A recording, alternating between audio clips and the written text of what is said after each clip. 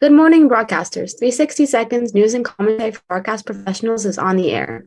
I'm Maria Koladova from TKT. Let's discuss the latest technological news that respected experts, Philip Grossman and Mary Seidler. Don't forget to give the program a like. So today we're doing a special edition of the show because of NAB last week. We're going to talk about the trends and the cool things that Philip and Mary saw at NAB. So Philip, if you want to share your kind of initial thoughts about what you experienced last week. I actually like to hear what Mary was on the around the audio side. I didn't get to spend much time over there, so I'd like to see what her thoughts were around the audio world and what's coming. Last year, Philip, it was all cloud, cloud, cloud. And it was the first year, because we missed NAB for a couple of years, that we really saw this big presence from AWS in the audio space.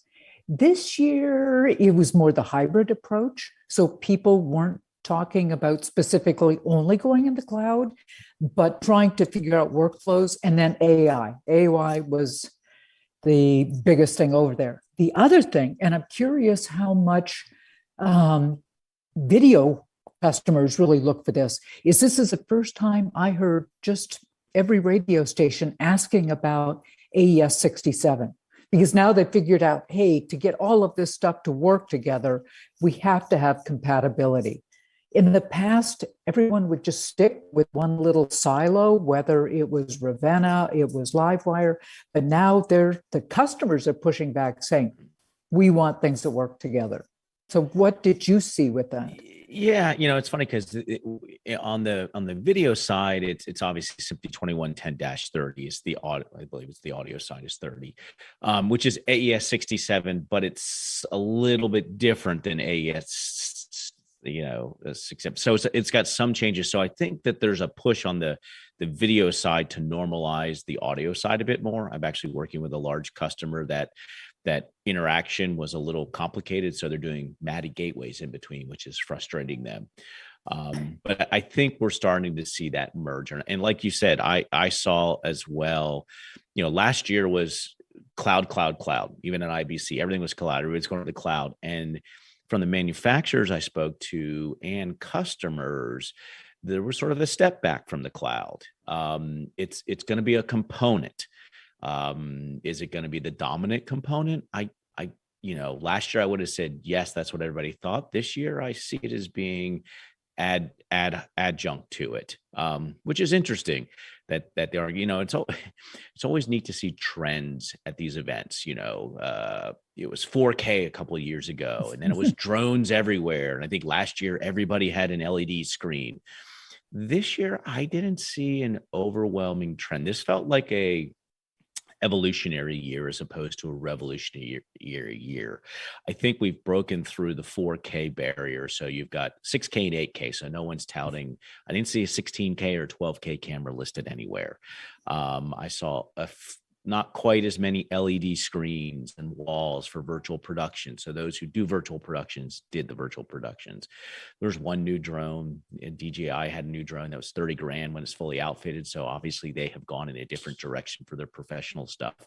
And to your point, AI, I was expecting to see a lot more, and maybe just because I've been involved in it a lot over the last 6 months, you're starting to see inklings of it. I think in the video world, we're not quite sure where it's gonna fit, I think, at this point in time. Did you see a lot of AI products or ideas? How did they sort of present themselves on the audio side? Philip, honestly, it was more just big posters that said AI. And I'm not absolutely sure that every single manufacturer had an AI solution. I think they were just talking about, well, it could be powered by AI. This could have AI in the future. So I think it's much more future oriented, and it's a buzzword. Yeah. I saw it a lot in search. Now in the audio side, I think the search has been, it's a bit easier because you listen to the words, you transcribe them, then you can do the text search for the words. Video hasn't been that easy, but with the recent adoption of all the Mid-Journey and the Stable Diffusion and those where they're actually using text to image where you type what you want it to look like and it builds the image. Well, the reverse now happens. So they're able, and that's, I think of the software vendors I saw that were AI specific, they were all around search where they can look and be trained on the video, understand that it's a red truck or it's a car wreck or it's a scary car chase. That, especially for large news organizations, who have huge inventory of material, archival, that I think is a powerful tool set in the AI world. And did you see any companies? One thing I noticed was SSL announced shortly before NAB, they bought Harrison. When I was talking to those guys, and they said, yeah, this gets us into a niche we were never in before. So it's exciting because it brings back an iconic brand. Did you see anything like that over in video? I'm not sure what mergers have taken place recently. So I was expecting to see some mergers. I didn't. I saw some big partnership announcements. Imagine and Amagi are going to work together. I guess it's a more co-opetition because they do have some overlap in the master control world. I believe Imagine was also going to do some work with Viz. I saw an announcement around that. So it's interesting to see sort of the partnerships going on. There wasn't any huge mergers or acquisitions that I saw on the video side. There's that issue of things in the Apple world is called getting Sherlocked. It's where Apple decides to build a product exactly like a product you have, and that product happened to have been Sherlock. I see Adobe sort of moving in that direction with its AI powered stuff. Color AI is going in that direction with some of its AI color stuff, but it's going to be interesting to see where this stuff nets out. And is it going to be a tool? So I did a panel on AI, and one of the biggest concerns I have is that the stuff that the AIs are going to do are the things that the assistant editors did on set or in the edit facilities. And by doing that, they were working with the editor and learning how to become a better editor. If they're not there asking those questions and doing those kind of work, how do we get editors in the future? I don't know what kind of tools are going on in the AI world in the audio side, but I wonder, does it get rid of those internship-based roles where that's how you used to learn, and what's going to happen in our industry around that? Yeah, that's a very, very good point. Yeah, and we're starting to see things like that over in audio. When you don't have younger people getting into the positions, then how do you ever train them to take over?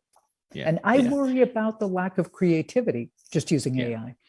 I'll make a prediction for next year. I'd say we're going to see AI is going to be the big trend next year. You're going to see it in everybody's product, and it's going to be the thing hanging around everywhere. Was it, I don't know, for how many years, I forget the organization, the SDI is dead. We still haven't killed SDI. It's still around. But I have a feeling next year is going to be big on AI. There's going to be implemented tools.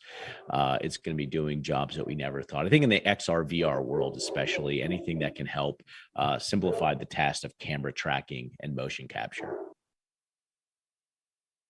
So that's pretty much, like I said, it was evolutionary, not revolutionary. I didn't see anything earth shattering, but it was a good show nonetheless. I tell you what was good. Crowds were back. I would say it was close to a normal show, maybe 20% off. So that was good. Mary, do you have a prediction? Oh, sorry. It was interesting. One thing I saw over in the audio side was we saw all the big radio groups, but not as many people from those groups coming. But we saw a lot more smaller radio stations and smaller radio groups. And you know what? Those guys are energized. They are live and local, and they are doing a fantastic job with moving things ahead. Well, fantastic. Okay, well, that's all the time we have today. Many thanks to our experts, Philip and Mary. And don't forget to comment on the news that we've discussed. See you next Monday at the same time. Goodbye.